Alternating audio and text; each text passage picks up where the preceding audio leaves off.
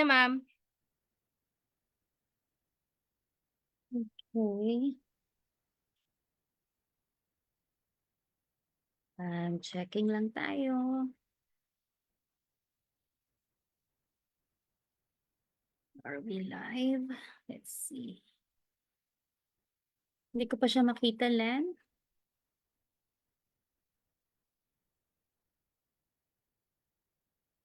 Okay.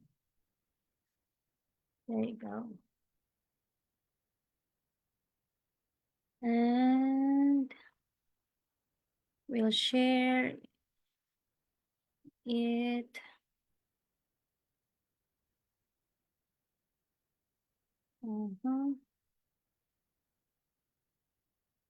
Viber.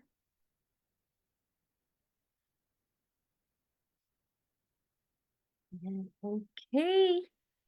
So magandang hapon sa inyo mga ka-Pix Pro. And happy second day of May, no? Flores de Mayo na naman. Alright. And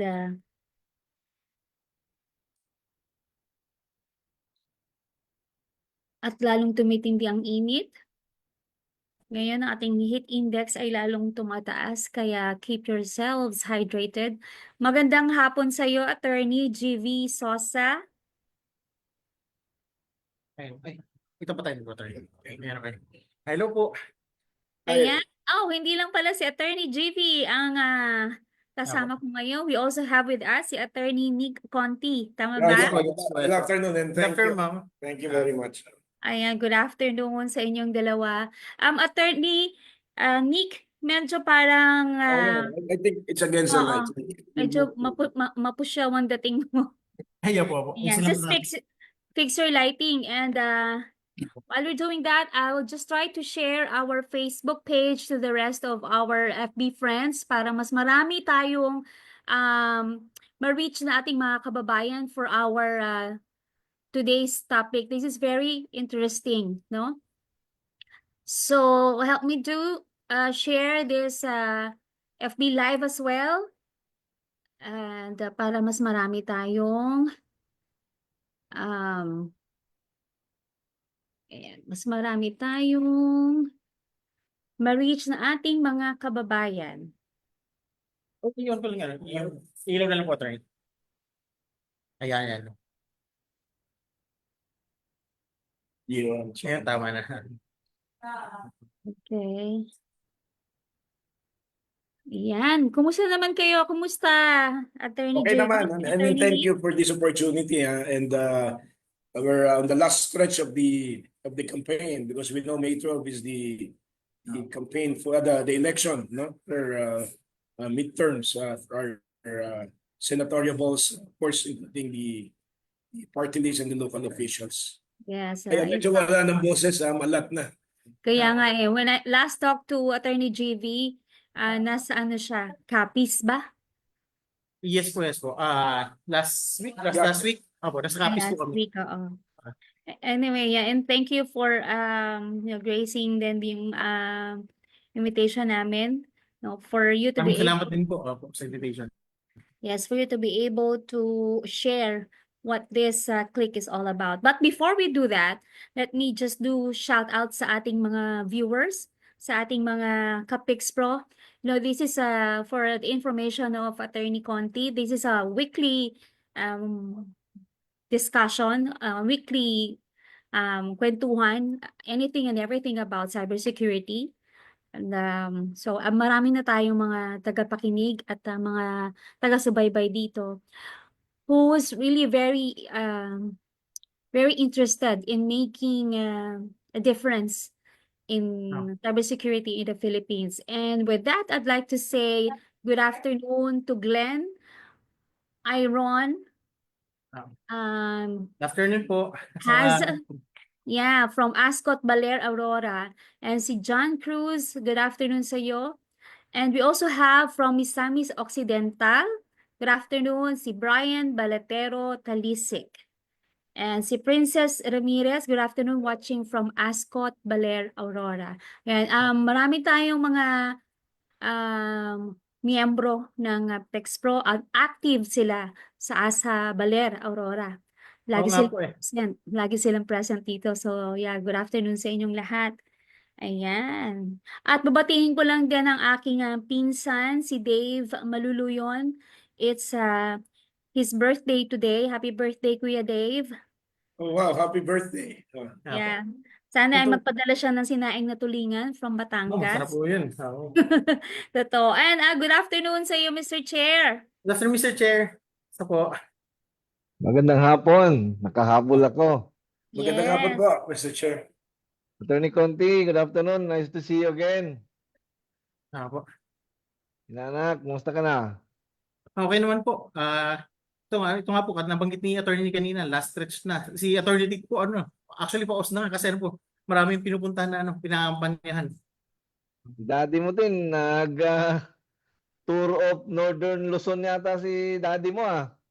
Ayo po na Tour of Luzon, Apo. that's right. Po. Ang layo ng kanyang binyahe. Naka-share ko lang yung ating Yan, okay. Babatiin ko lang din si Randolph J. Rivera Soriano. He is also watching from Ascot 2H. Yan.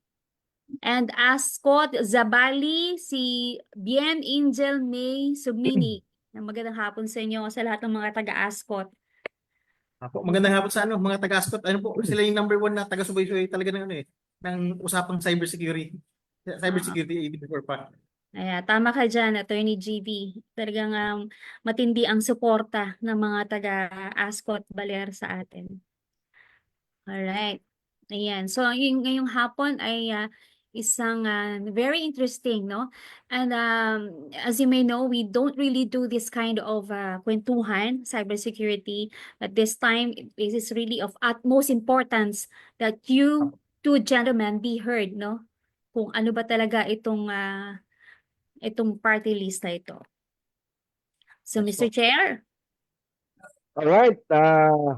We can give the floor to our guest for a short Hey, yeah, thank you. presentation maybe, no? Yes. Ako muna I would habang may like, konting yeah, may I introduce you to gentlemen properly or officially? Sige, introduce brother natin. si Attorney JV sa computer, may mouse that you have to click, or even dun sa natin, paggamit natin ng mga digital platform, click here and etc. So click is acronym for computer literacy. Yan po yung CL. Then I is for innovation. Then C is for connectivity and K is for knowledge. So very appropriate po itong afternoon na ito because we would like to impart knowledge not only about the party list but more so on its advocacy. To educate, maganda nga po, to elevate, to align with you, to be able to expand the knowledge of our group. And dito po sa mga nagpa-follow po sa program nyo, ano yung mga ginagawa po ng Click Parties. Good afternoon po. So, Click primarily is dealing with the digital citizens. And when we say digital citizens po, ito po yung people who are actually doing online transaction, online education, online work. At dahil po dyan sa ating pagpapahalaga sa ating mabilis na develop ng technology, nakita namin hindi po nakasasabay yung ating Kongreso sa pagsasabatas po ng mga kinakailangang legislations to be able to cope up with the mabilis na pag-ikot po ng teknolohiya. At ito nga po mga pagbabago sa digital world. Attorney JV?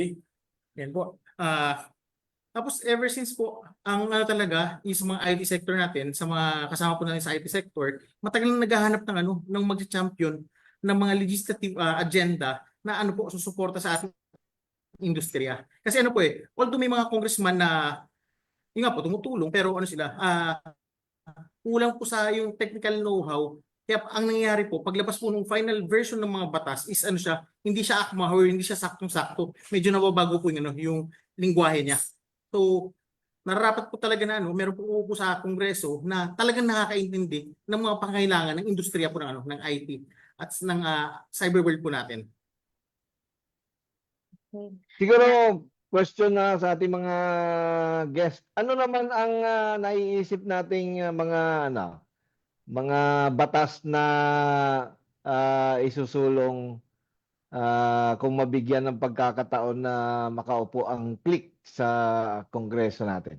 Yeah, but before they answer that, Mr. Chair, I'd like to Yeah, welcome number one, muna dapat ma-define na our- po siguro ano yung digital rights.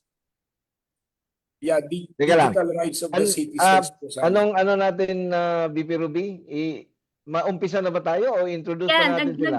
nagsimula na tayo, but I'd just like to welcome our Executive Director, si Good evening. Sir Prim. Good afternoon Primo. to all. Yeah. Yeah, Okay, medyo, Sir, Good afternoon ano, po, sir. ED, it's our executive director. medyo excited. Yes, yes. Medyo excited, no? Excited tayo dito sa Right. click. Sige. So ano ang natin? Sige. Go na tayo? Gusto po namin sana ni Attorney GB ma-define ano ang digital rights ng isang citizen. Of course, the Constitution provides for the Bill of Rights, di ko ba? Alam natin ano ang mga property rights. But as a digital citizen, ano ho ba ang karapatan dapat ng tao doing online work, doing online transactions, and etc.? Hindi pa ho siya malinaw. As a matter of fact, we don't have a legislation, di ba, GB, na how do you treat virtual property?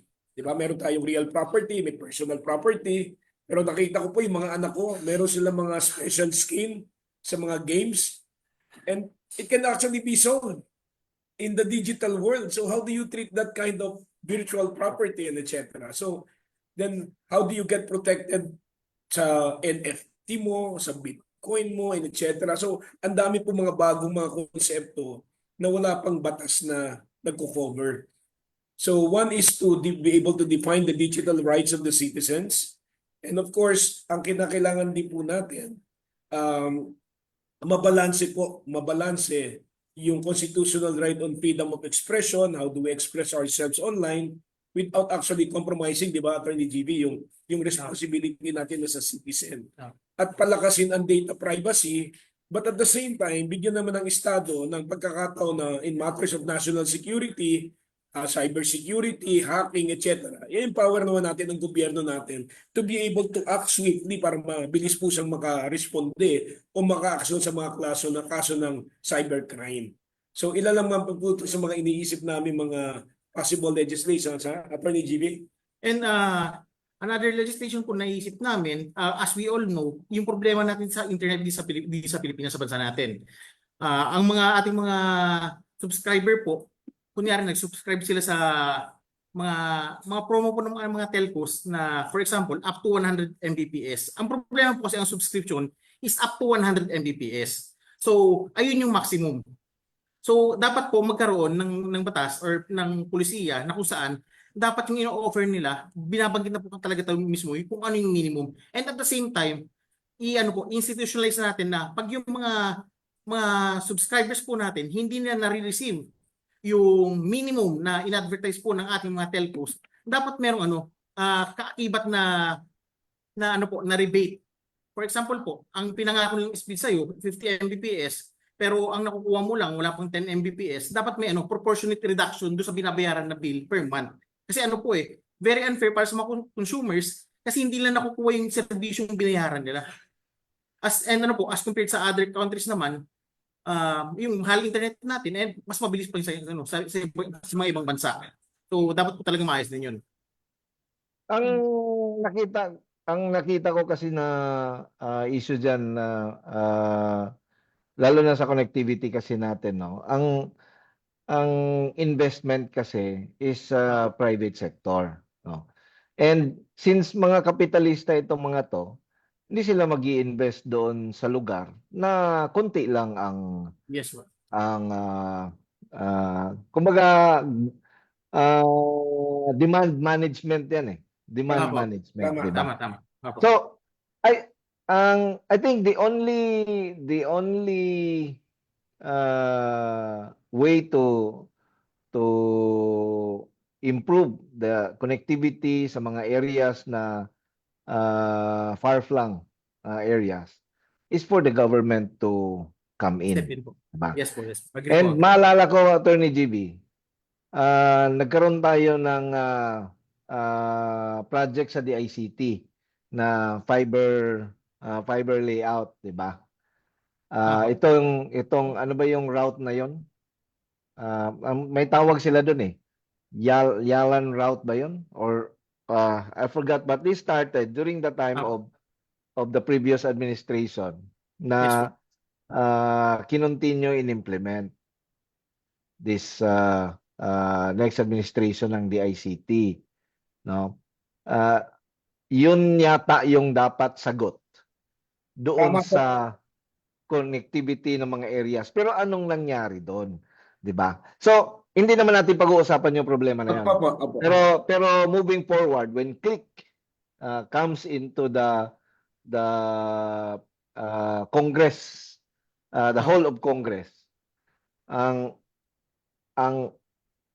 ano ba yung mga konkreto pag upo nyo doon, ito tirahin na natin to agad or before pa, no? I mean, sabi nga ni nung isang mentor ko, bago ka pa mapunta diyan sa lugar na 'yan, dapat meron ka ng concrete na Tama po plano yun. para pag upo mo doon, i-implement nyo na lang. So, problema natin connectivity. Yes, Tama. Hindi pa mag-i-invest. And I don't know if government will also go into that no, kasi yun na lang yung isang kulang doon eh. Sa ibang countries kasi na nakita kong like sa Spain, ang yung pinakamalaking telco nila doon, heavily invested doon ang government. Apo. Kaya yung mga small telcos, yun ang pinapa-distribute niya. Dito sa atin, wala tayong government. So connectivity 'yan. Number 2 is yung issue ng cybercrime. Well, Yes, po. alam mo naman, Attorney GB, na ang daming biktima, ang hirap mag-complain. Apo, agree po. At kung mag-complain ka, pinipili lang kung ano yung i-resolve na kaso. Kaya konti lang ang na-resolve na kaso, diba? Yes, po. Sa consumer side 'yan. Apo. Sa business side naman, yung cybersecurity aspect. Nabanggit ni Attorney Conti kanina, no, yung cybersecurity. Ang problema is wala tayong guide. Kasi kami sa private sector, gawa kami ng gawa, pero hindi namin alam kanino ba kami mag-a-align. Sino ba? Si DICT ba? DICT is Department of ICT, hindi ba sa Department of Cybersecurity? Di ba? Yes, So po. yun siguro yung mga immediate na yung ating magre-ripple effect na kasi yan, lalo na cybersecurity, yung mga cybersecurity professionals natin, tataas din yung demand sa kanila and hopefully Yes, po. tataas din yung kanilang value. So hindi Apo. na tayo pupunta doon sa labas. Yun ang maganda. Apo. Oh. So parang IT at saka cybersecurity and data privacy, merong malaking disconnect pagdating sa compensation and benefits yan eh. Pag nandito ka sa taas, napakataas yung sweldo mo. Pero pag nandito ka sa baba, napakababa naman ang sweldo mo. Yes, po. Yeah. So siguro, parang- Mr. Chair, dun sa sinabing wala tayong guide, so Attorney Conti, Attorney GB, what is your stance in the creation or strengthening the National Cybersecurity Agency? You think we need to have one? Okay. Do we already have May one? bill, mayroon na tayong bill ngayon, creation of Yes, National Yes, yes, po. Cybersecurity Yeah. Agency. Yeah, what is your Oo. stance there in strengthening it? Is that enough? Yes. Go tayo doon, Dapat Okay na ba maipasa yun? yung Sa tingin pending ninyo? bill. Dapat po siya, may passing pending bill and at the same time, talagang makuha mo yung sentimento ng mga nasa field ng cybersecurity kung ano ba talaga dapat ang nilalaman ng batas. Hindi lang yung sinabi ng kunyari ng DICT. Dapat makuha mo talaga kung ano yung kailangan para at least kasi yung cybersecurity po kasi hindi lang yan issue ng gobyerno, issue ng lahat yan. Kaya dapat magtulungan lahat.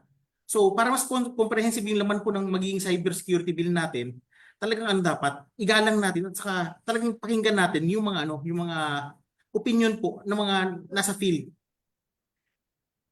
Ayun, tama. Tama, magandang mangyari 'yan, no? Kasi Opo. kasi for the longest time, Attorney GB, alam naman natin ang nangyayari.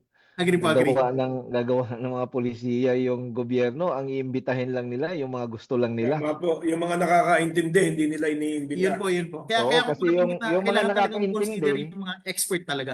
oo, Oo. yung mga nakakaintindi kasi, yun ang nagbabato ng mga mabibigat na mga inputs. Pero mukhang ayaw Opo. naman ng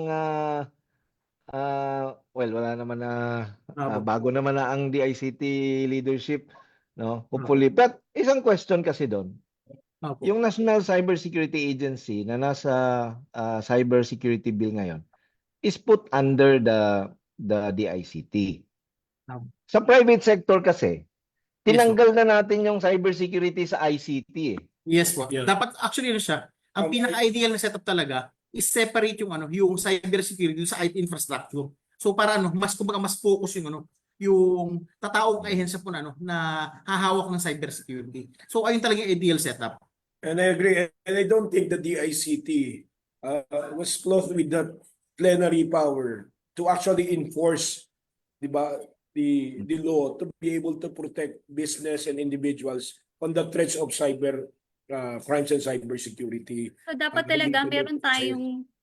tayong tawag na National Cybersecurity Agency. Yes, Na nakahiwalay hindi siya siya. nakaano doon, nakahiwalay talaga siya. Opo. Opo. Kasi to And begin will run with, on parallel tracks. hindi naman siya nasasakop dun sa DICT talaga eh. Yes. Sports eh, Diba? tama po Agree, ba? agree. Agree po ako. Tricky kasi ang cybersecurity eh. Kasi pareho siyang dapat regulator siya. At dapat governance din siya. At saka Opo, dapat agree. operator din siya. Opo. Yun ang tricky sa cybersecurity kasi kung governance ka lang at wala kang operations, then hindi may implement ng operations yung governance perspective mo. Tama po. Ngayon, kailangan regulator ka kasi ang cybersecurity is prescriptive. Kailangan i-prescribe mo doon sa mga agencies kung ano dapat ang meron sila. Hindi Yun. pwedeng sabihin mo magkaroon ka lang ng minimum cybersecurity setup. Hindi kasi minimum cybersecurity is equivalent to no cybersecurity at all dahil gumagaling. Agree po. Ang galing ng mga kalaban natin, GB. Di ba? Nakita natin kung paano sila nag-improve. Yes So, po. So yun yung kaya excited kami dito sa sa Click. Sabi nga ng Vice President natin si Miss Ruby na first time ito na magpupush tayo ng political party, no, which is the Click party list kasi nung nakita namin yung sinusulong ninyo tugma din sa advocacy ng PIX Pro at Yes po. matagal na natin tama yung na kailangan mayroon talaga nakatutok doon kasi yung ibang mga congressman hindi naman ito ang kanilang anong tawag dito main na plataforma pagdating sa Congress. Okay, support Opo. sila pero kailangan natin yung talagang and hopefully kung makaupo kayo doon kayo na ang mag-chair ng ICT committee.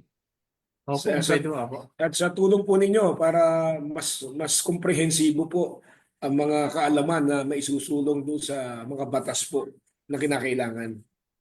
Oo, lalo na't mayroon tayong mga chapters sa provinces na may mga IT graduates doon, Opo. may mga programming graduates doon at nag-uumpisa na yung kanilang understanding sa sa cybersecurity profession kasi dinadala natin sa kanila may isa pang profession, no, Opo. yung cybersecurity. So nagkakaroon tayo ng push doon sa province side pero siyempre wala nang tatalo pa sa mayroong batas, 'di ba? May policy. Yes po.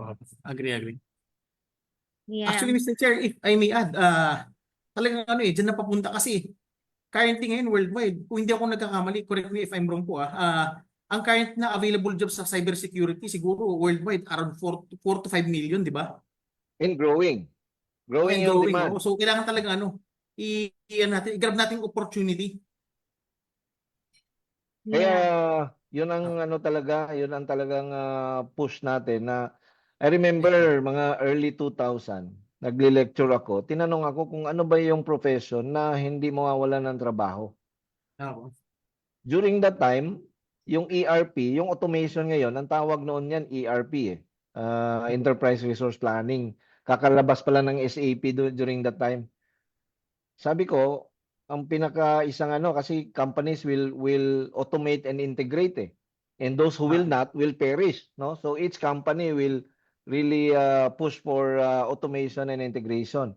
So kung nandiyan ka, medyo mahirap ka mawalan ng trabaho kasi all companies will automate and integrate. And the other profession is cybersecurity because the more you digitalize, the more vulnerable you become, the more you need cybersecurity. And the more you need cybersecurity professionals. And true Yes. enough, until today, hindi natin susuplayan ang market ng enough cybersecurity professionals kasi hindi naman tayo nagpo-produce ng cybersecurity professionals every year. So yun ang kailangan natin ng batas. Siguro mag-umpisa tayo sa DepEd, Yes, sa po. CHED na magkaroon na tayo ng standard na curriculum on Curriculum. cyber, Right. yes, on cybersecurity para makaproduce na tayo ng cybersecurity graduates every year. Yan. Yes po ako. Actually, Mr. Chair, regarding that, mas malaking problema pagdating sa government. Kasi as we all know, yung sweldo sa government and sweldo sa private sector, talagang malaki yung gap.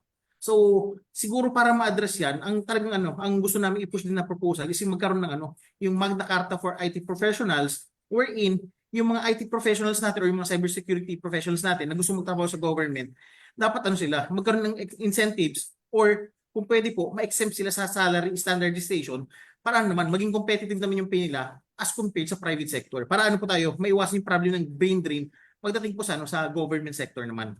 Yes, oo. Magandang magiging maisabatas 'yan. At magkaroon Opo. talaga ng item. Kung napansin mo Attorney GB, yung item ngayon sa DICT doing cybersecurity is IT yung kanilang item, hindi cybersecurity. Di Tama ba? po. Opo. Wala pa silang item. Walang Dito item pa po lang. sa plantilla sa government. Wala. Walang plantilla. So siguro yun ang magandang mahagip nung Yes, po. legislative agenda ng ating Mr. Chair, pwedeng sumali. Go ahead. Ito kasing salary standardization, yung salary scale mismo ng government, very serial. Parang kung galing ka sa baba, akyat ka, magiging staff, tapos magiging supervisor, magiging manager, executive, no? Wala silang career path para sa mga specialist. Yung mga magagaling ba? Kaya nga umaalis yung mga tao, nag-start sila sa baba, tapos ang galing ng competency nila. Hindi sila na-promote kasi hindi naman sila marunong mag-supervise ng tao kasi ma-promote ka lang, supervisory, managerial. Dapat, ang i-propose natin, na mag-create tayo ng career path para sa mga specialist na tulad natin. Di ba? Kasi itong mga tao naman ito, wala sila mga managerial skills. Pero, kung mawala sila sa government, ang laking damage doon sa mga napuputol yung mga ginagawa nila, tapos meron na namang ibang papasok, magsa-start na naman ulit. Meron na sana na-master na niya yung industriya, aalis siya kasi yung boss niya, bata pa, kung hindi na mag-retire, hindi siya ma-promote. Di ba? Or wala siyang supervisory skills kasi specialist siya. Ang i-propose natin isa is gawa tayo ng career ladder para sa mga specialist na magagaling na malaking damage sa government kung mawala sila. Kasi yung sahod sa government at saka yung career ladder ng government kasi very serial. Yung mga magagaling na kahit na bago pa sila, tapos pwede naman silang mag-handle ng mga very highly specialized at very important na mga trabaho na magagampanan nila. Ang problema ngayon, ang nag-occupy ng mga higher level positions, walang mga technical know-how. Tapos, niwala lang sila sa mga tao na mga advisor nila. Kasi yung mga tao na magagaling sana na rose from the ranks, magsialisan kasi yung sahod na very discouraging or hindi rewarding for them.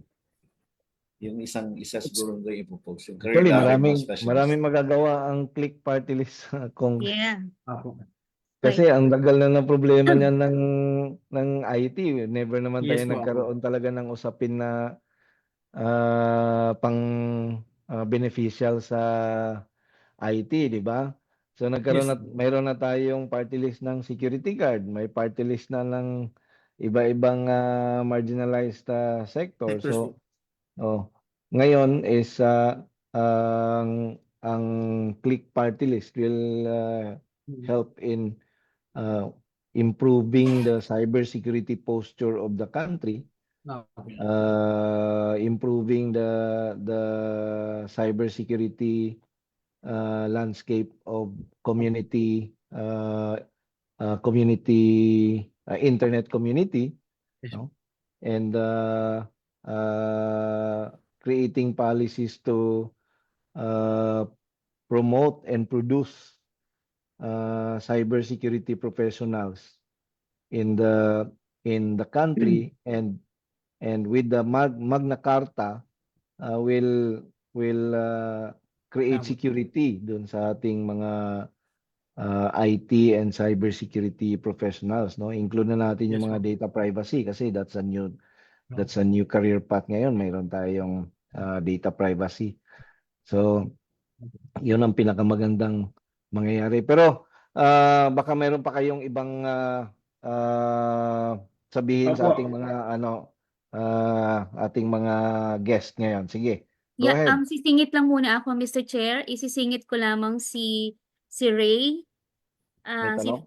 Ray ng Bulacan, biglang nawala yung si Ray Navarro Francia, si Mr. Ray Navarro Francia.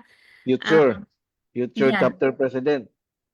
Ano ba naman ang Bulacan? Ang Bulacan. And meron siya sinabi dito true. So I think what he's saying is that he's agreeing to our discussion. So yeah, Thank Ray you. Navarro, hello sa'yo, Bulacan chapter Nako. soon. Okay. At meron yes po. Sige, Meron gusto rin namin i-push, no, yung yes. isang batas, yung Cybercrime Prevention and Legal Assistance Act. Di po ba? Dapat papigilan natin yung mga cybercrime, pero hindi mo talaga sa totally mapigilan, sabi nga ni JB, kasi for as long as may technology, nandyan yan. Ang isang concern po, yung tao, hindi siya sanay sa ganitong kaso. This is not about the revised penal code ng mga kaso. This is something new. So, kasama po doon sa batas na yun, yung legal assistance. Tutulungan po natin sila paano mag-file ng kaso, paano i-pursue, paano i-preserve yung ebidensya, at yung panukala po ni GB na saan sila pupunta kung magkaroon ng kaso. Every municipality will have. So yun po, ang plano talaga dapat ideally, since ngayon po kasi ang problem, di ba, pagka na-victimize ka ng cybercrime, pupunta ka sa local police, ang sabihin sa'yo, pupunta ka sa pinakamalapit na regional unit ng PNP-ECG. So kulang po ng training yung ano. So kaya nga natin mapalakas yun, and ideally, ang talagang tulak namin na mangyari is dapat bawat municipality, bawat town, magkaroon po ng ng kanya-kanyang cyber help desk na kung saan sila po yung pwedeng puntahan ng mga tao pag nabiktima sila. Meron silang pwedeng pagtanungan kung ano dapat gawin. Yan po. Dapat hindi lang Attorney GB, hindi lang sila help desk. In every police precinct, dapat meron silang capability to do cyber related or cybercrime related investigation.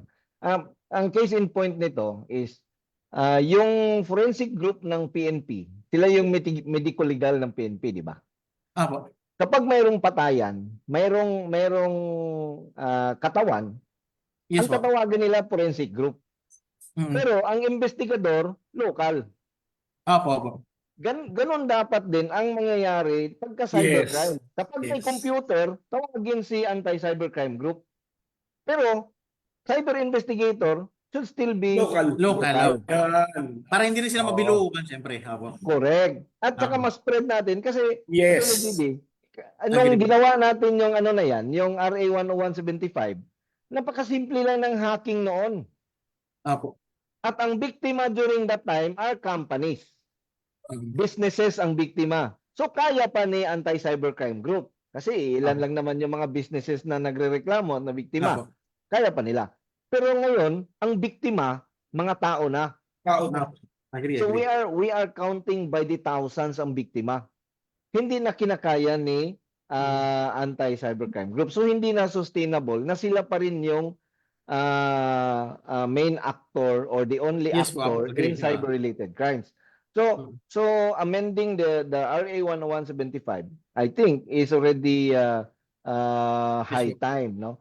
To cater Very, na very, dito sa since ang biktima ay tao na, then kung saan malapit yung tao na police station, yun dapat ang kanyang sandalan, di ba? Yes, Kasi po. yun Agree yung po. ano natin eh. Mga presinto na malapit sa akin, yun nakakampi ko. Apo, apo. Hindi ako dapat dalhin. And isipin mo naman, 1,000 pesos lang yung nawala sa'yo, pero gusto mo magreklamo. Mamamasahe ka ng 1,000 pesos din papunta sa regional Mas malaki pa po gastos unit. minsan. Kakain ka pa doon, di ba? Apo. Ngayon, pag mag-umpisa na yung kaso, gagastos ka. But in reality, pag pinagsama mo yung biktima ng 500 pesos, 1,000 pesos, ang dami nila. Marami rin yun. Apo. Napakalaki. So, doon sila pwede ngayon sa police precinct. Idagdag yan sa KPI ng police, which is crime Apo. prevention and crime solution. In Apo. this case lang, cybercrime prevention and cybercrime solution. Dalawa ngayon, idagdag lang sa doon. Siguro Apo, kung apo. maisabatas yan doon sa RA 10175, susunod Yes, din ang Chairman. PNP sa organization nila, di ba? Actually, Mr. Chair, may isa pa akong idea regarding dyan. Dapat, every municipality meron silang cybersecurity program, at least yung public awareness campaign man lang. And ano po yun, parang gagawing part ng criteria na yung for the seal of good governance. So for example, sa mga munisipyo kasi, di ba pag kumuha ka ng kung ano mang permit po dyan, minsan mahaba pila. So ang nangyayari, yung mga kababayan natin, nakaupo lang sa mga upuan na nakatunga lang, nag-phone nga. Bakit hindi po natin lagyan ng yung mga public awareness materials, yung mga high foot traffic area ng munisipalidad na kung saan habang nakatambay po sila habang naghihintay nung transaction nila, nakikita nila yung mga materials. So may mga video na paano yung mga current red flags po ng phishing scam, mga ganun. Para at least nagiging aware yung mga tao and malesen po yung mga ma-victimize ng cybercrime.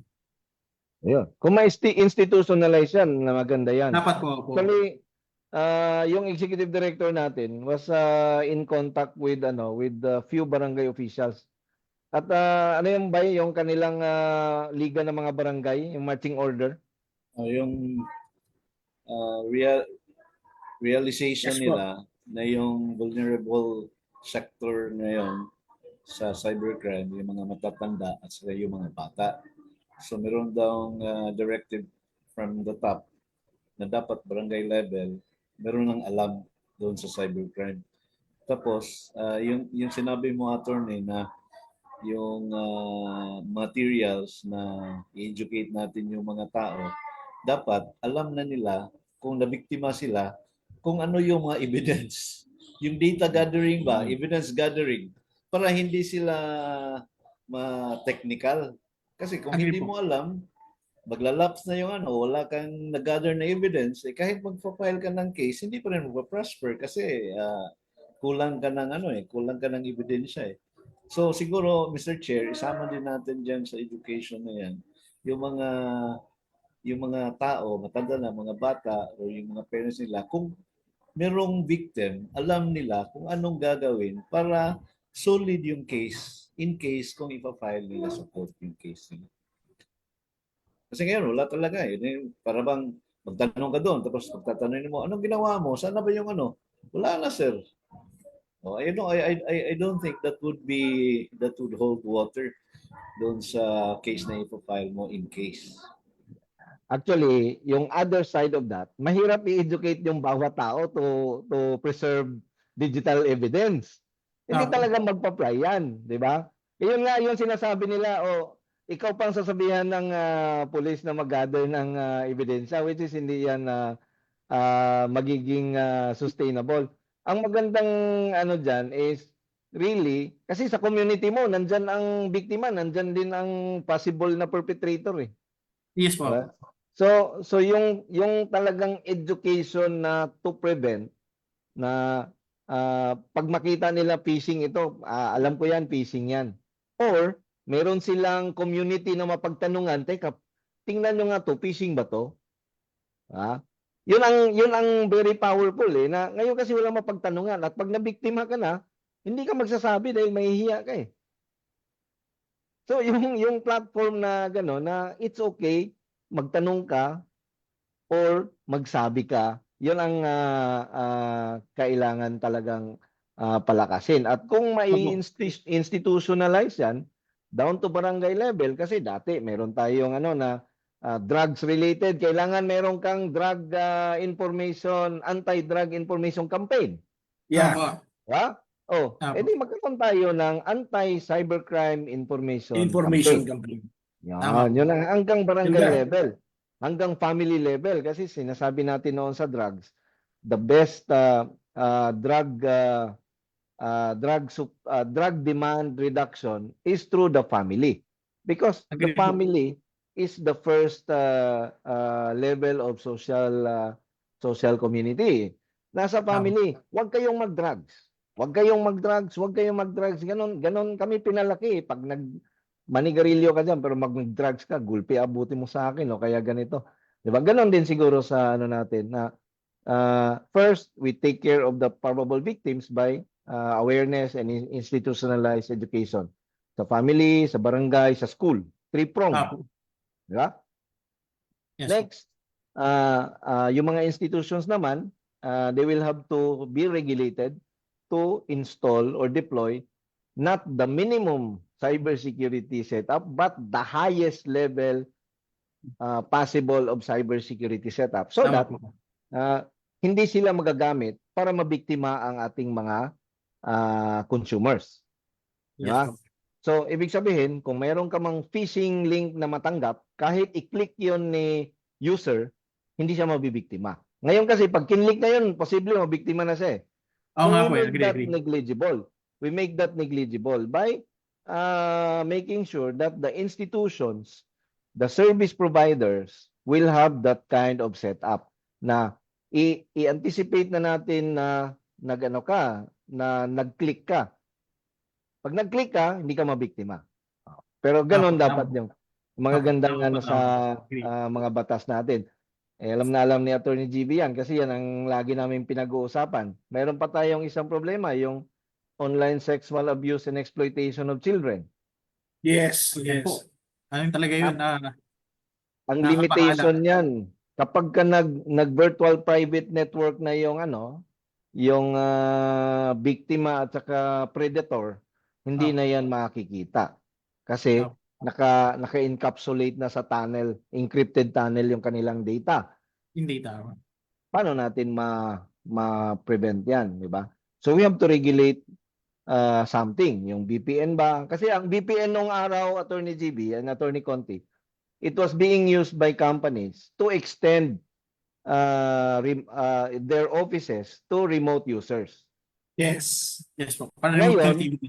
Ngayon, ginagamit na siya ng mga threat actors to hide their underground activities. So, hindi pa tayo nag-evolve doon. Yung batas natin, hindi pa natin tinitingnan yon. Wala pa. Mas maraming masasamang gamit ang VPN ngayon kaysa mabubuti. At tinatawanan nga lang tayo kasi alam nila hindi natin makikita yun eh. Alam Yes, nila okay. na hindi rin pwedeng i-regulate ng gobyerno dahil wala namang batas. Butas pa. Okay. So next, anong next gusto nyong ipaabot, Attorney Conti and Attorney GB? Ako may tanong ako. Teka lang, Sige, i-ano muna natin sige, sila please. kung ano sila. Then the other thing, no, Okay. yung i-connect ko lang yung sinasabi niyo po kanina.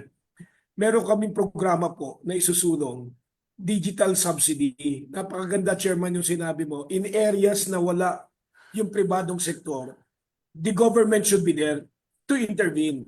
So we will be lobbying for a digital subsidy para sa mga walang gadgets, mabigyan sila ng gadgets yung mahihirap na pamilya. At yung walang connectivity, dapat bigyan ng subsidy ng gobyerno. Hindi lang po yung katulad ng sa TUPAD, sa DOLE, o AKAP, o kung ano-anong subsidy. This is the kind of subsidy that will empower yung mga mahihirap nating kababayan sa mga kanayunan, and we call it Connect. Konektado ang nayon, edukasyon at kabuhayan. May gadget na, may connectivity pa, may online education, may work from home pa. So tama po yung sinabi niyo, Chairman, government should be there because business will not go there because of the low demand. Para Yes. maramdaman ng tao na may gobyerno. Maganda yun. Correct. Maganda. Apo.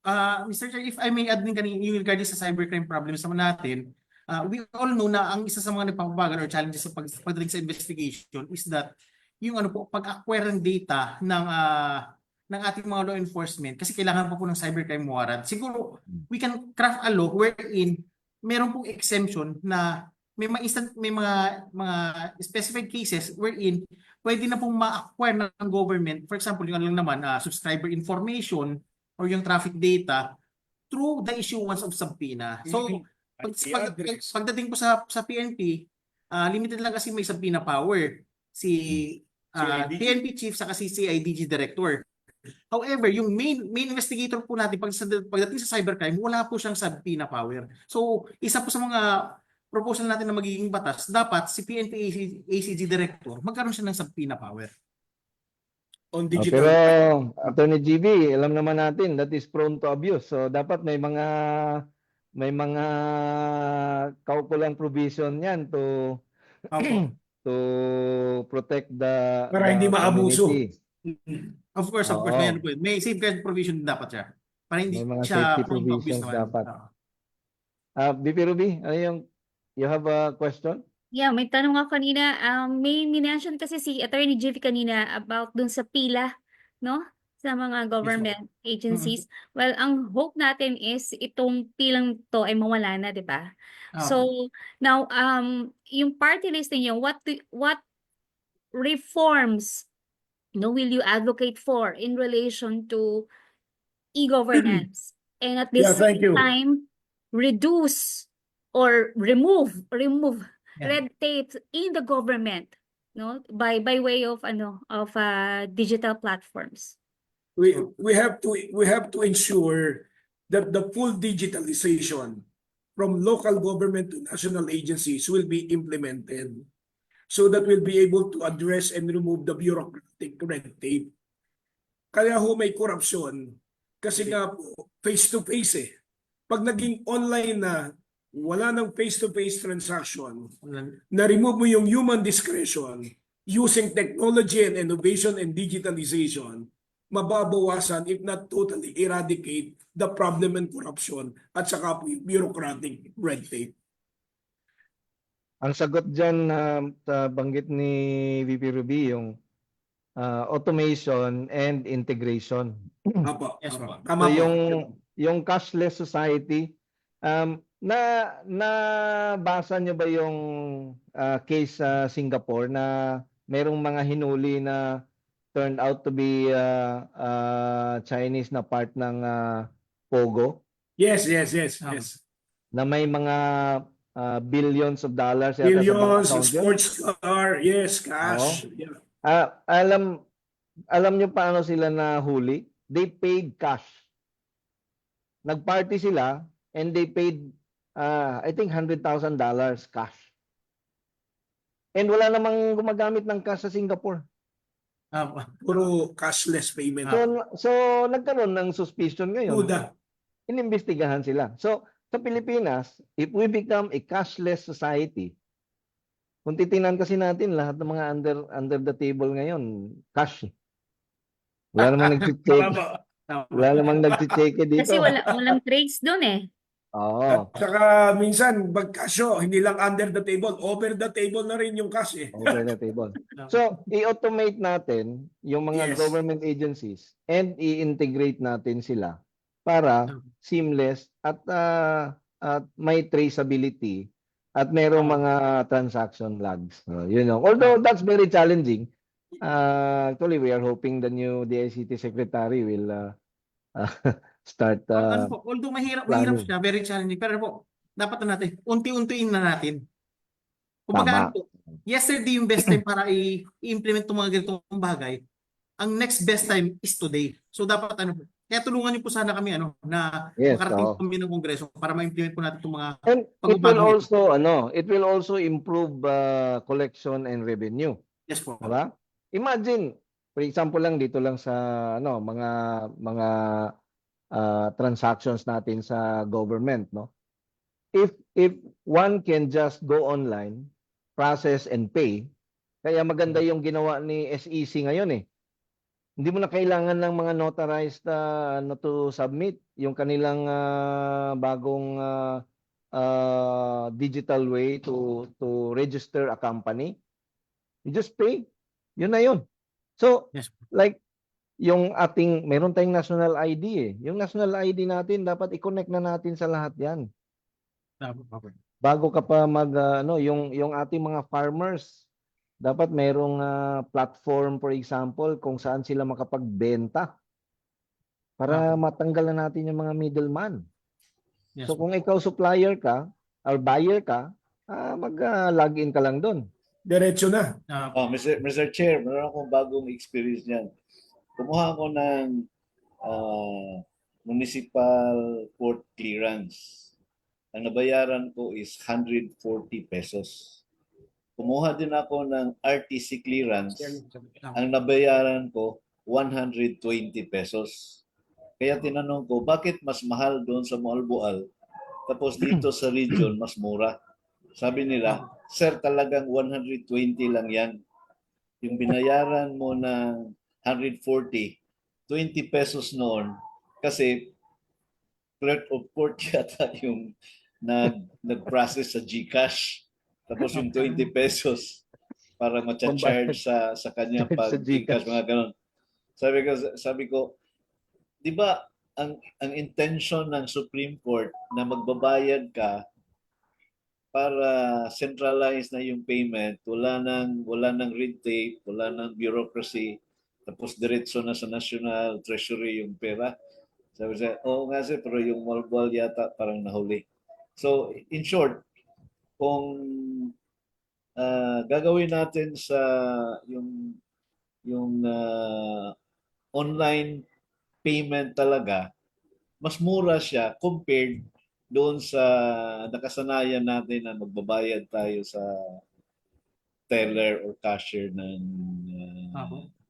LGU. Kasi somewhere along the line, meron silang i-charge sa'yo kasi pagbayad daw nila doon, ma-charge daw sila sa fund transfer something. Pero I don't think it would really cost them 20 pesos.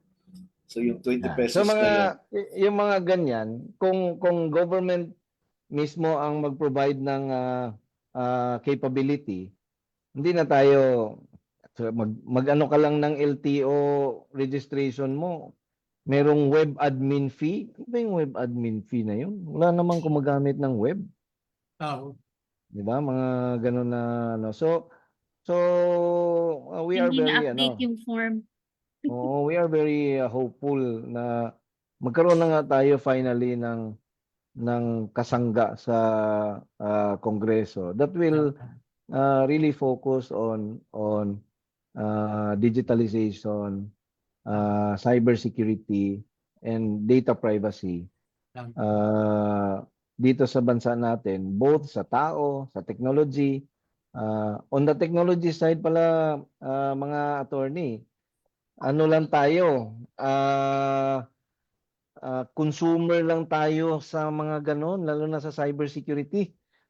Bakit hindi tayo maging innovator? Yes. Bakit hindi tayo maging inventor? Pagdating sa cybersecurity, hindi tayo nahuhuli dyan. Ang dami na naming experience na ah, nasa isang klase kami na mga more than 200 students coming from more than 200 countries also. Hindi tayo nangungulilat sa doon, di ba? Tama. Bakit, for example, Singapore, sila lagi ang principal. Sila nagbebenta sa atin. Tayo, bili lang tayo ng bili. But I believe we have the skills to invent also. We have the skills to innovate and Yes, become the hub where we sell. Yeah, Diba? Tama. Yeah. Hindi yung lagi lang tayong bumibili. Bili tayo ang isang malaking problema natin dito, attorney, no? Yung hardware.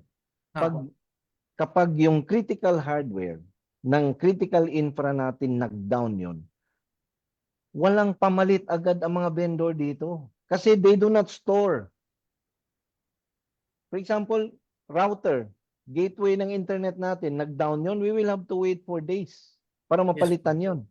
Kasi hindi sila naglalagay dito ng mga spare.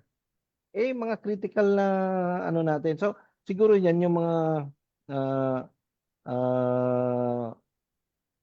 isusulong na mga Yeah, we can require them batas. to prevent Oo. downtime. Opo. Correct. They have to have spare hardware dito sa Pilipinas. Kasi it Yeah. will take weeks to kami bumibili kami ng hardware at least 3 weeks. Pinakamatagal na 'yon, di ba? So 'yun ang nakikita natin ng mga. May questions ba tayo, VP Ruby? Yes, may question ako. But before I ask the question, maisingit ko lamang yung sinabi ulit ni Ray Navarro Francia. Sabi niya, use also cybersecurity in each government agency to eliminate corruption, monitoring communications of employees and executives, especially in the procurement process. Also, standardization of ICT products specifications in government agencies to eliminate favoring of brands and products. Ayan, okay.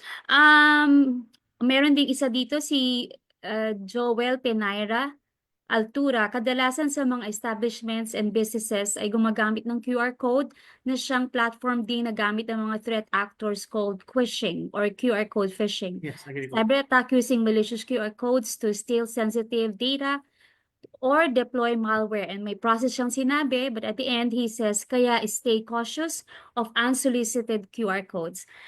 Ngayon, ang tanong naman, let's go to artificial intelligence. You know that AI is really shaping the world so fast, no? Anong mga batas, no, or what laws would you propose to ensure responsible use of AI in government and in businesses or in private institutions? Okay, doon muna tayo sa gobyerno. No? Kinakailangan yung mga teachers natin, those from the academy, elementary, high school, tech, college, state colleges, i-train natin yung mga teachers natin on these things. Paano ka magturo kung ikaw mismo hindi mo alam ito? And to be able to do that, we have to partner, we have to get the support of the private sector. And it requires money. So we will set up the knowledge hub or digital hub for teachers and mentors and etc. na pag nag-training sila, sagot ng gobyerno, hindi nila bunot bulsa ito. Otherwise, additional expense ito dun sa mga teachers natin. Now, on the part of the students, kinakailangan may curriculum base na yung magandang paggamit ng AI dapat. Yung sinabi ni Chairman kanina, dapat kasi naka-embody na sa curriculum ito and leading to a career. Sabi naman ni Edie, dapat may career kung saan matatahi mo ito. And AI is inevitable. Nandyan na talaga yan So, ngayon pa lang, magkaroon na dapat ang gobyerno ng isang approach, no? Kung saan integrated siya. Hindi pwede na hiwa-hiwalay. And like for example, sorry, segue ng konti, doon sa procurement. No? Ang nakakasama ng loob sa gobyerno, yung mga ehensya ng gobyerno, talking about digitalization, automation, etc. Kanya-kanyang bid, kanya-kanyang pauso. Okay? Yeah. Wala man lang tinitingnan kung talaga yung nananalo fly by night ba yun o talagang magaling. ang maganda sana, pag sinabing full digitalization, meron ng central bidding authority ang gobyerno. Nandun na yung mga expert, sasalain kung sino lang talaga dapat para hindi nasasayang ang pera ng gobyerno.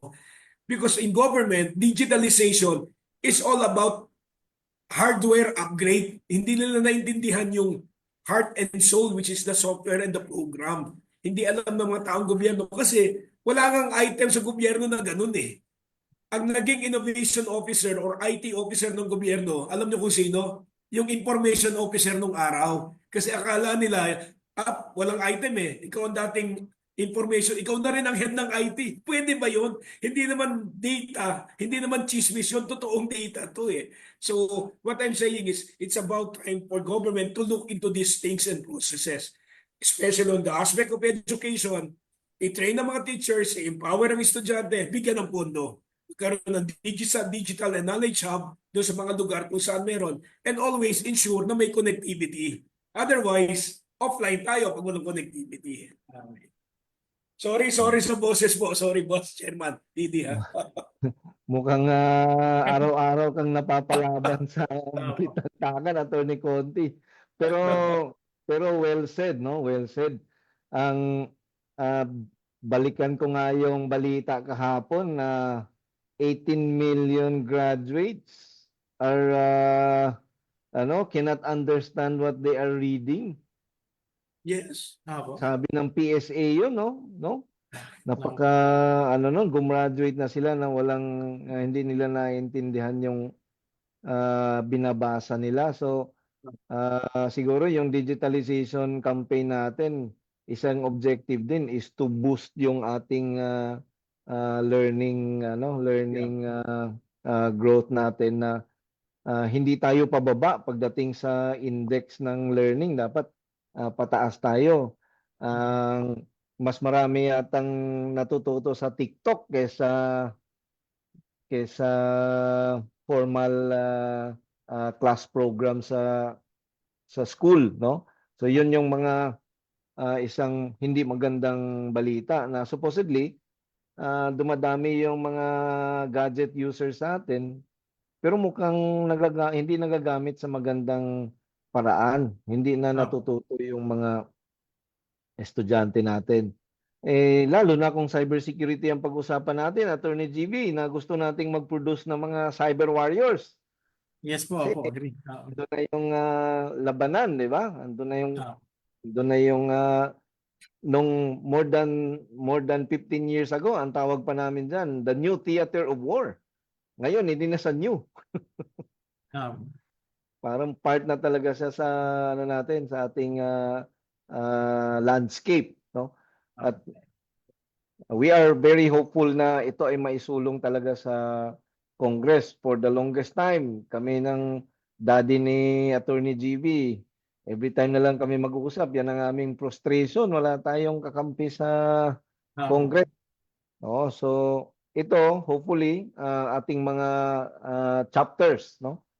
Mga chapters natin na for the first time merong kakaibang party list na magsusulong ng matagal na nating advocacy. Sa PIGS Pro, 11 years na tayong nag-advocate.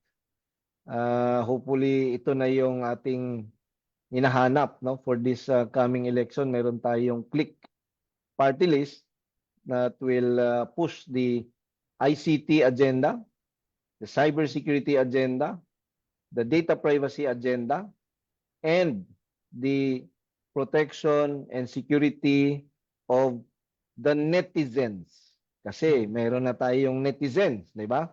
And of course, the security of our cyber sovereignty. Kasi meron na tayong cyber sovereignty.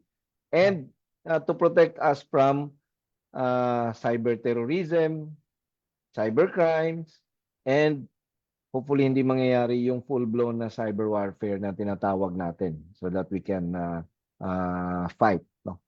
And defend our cyberspace. DP Ruby, commute ka. Yeah, it's already 6 o'clock at ganun-ganun na lamang. No, napakabilis ng oras. Oo nga po eh. Talaga. At taking it from there, Mr. Chair, Attorney Nick, Attorney GB, what's your word to our Kapexpro or to all our kababayans, no, para tayo naman ay magkaroon ng kakampi sa Senado? Maraming salamat po Congress. sa pagkakataong ipinagkaloob Ah, niyo sa amin, nag- Chairman and ED. Po. Sana po maihatid niyo kami sa Kongreso upang sa ganun magkaroon po ng boses ang ating mga netizens. At upang sa ganun po maipaglaban at maisulong natin ang mga batas na nararapat lamang po ay sampa at may sakatuparan para lang po natin may pag-ibayo at lalo po natin mapatibay ang karapatan ng ating mga netizens at maproteksyonan po sila. Attorney GB? Opo.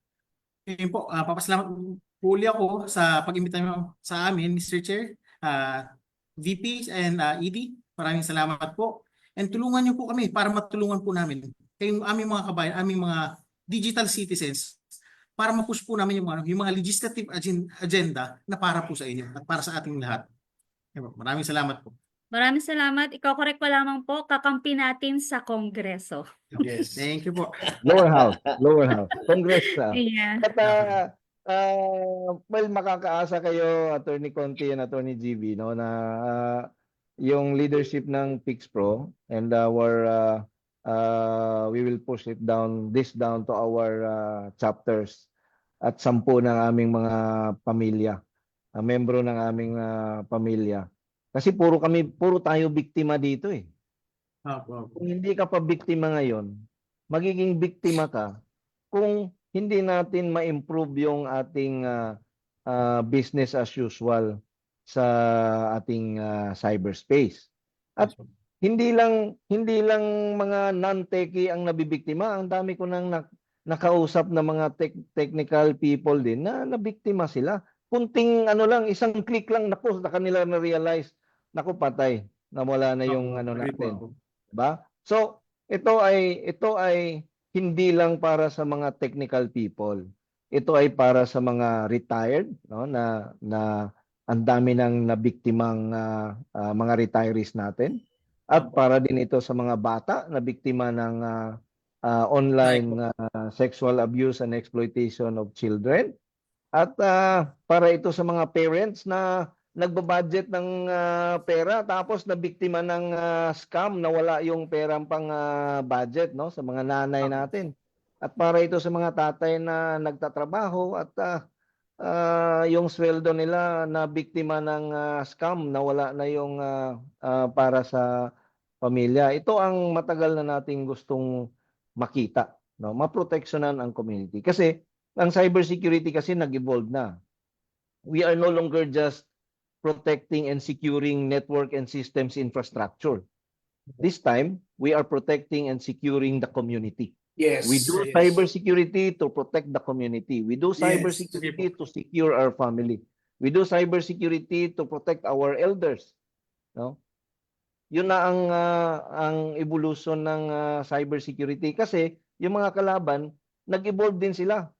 Instead na titirahin nila yung infrastructure, dito sila sa low-hanging fruits ng community natin. And we cannot improve and widen our capabilities kung wala tayong batas.